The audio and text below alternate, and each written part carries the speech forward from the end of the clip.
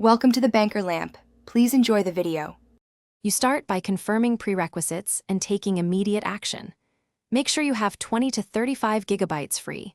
Once done, plug the Mac into power and connect Ethernet if possible for reliability. Next, create a QuickTime machine backup or a bootable clone so you can revert.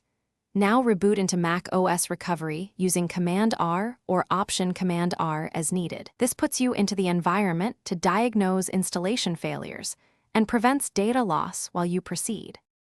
Once in recovery, scan and repair disks first. Open Disk Utility and run first aid on the physical drive and any apps volumes. This fixes common file system issues that stop installations. If repairs succeed, choose Reinstall Mac OS from recovery. If the local installer errors, use Internet Recovery to fetch a fresh installer. Make sure to reset NVRAM and SMC next, and unplug printers, USB hubs, and external drives that may interfere. These steps remove corruption and firmware hiccups, preventing the installer from continuing.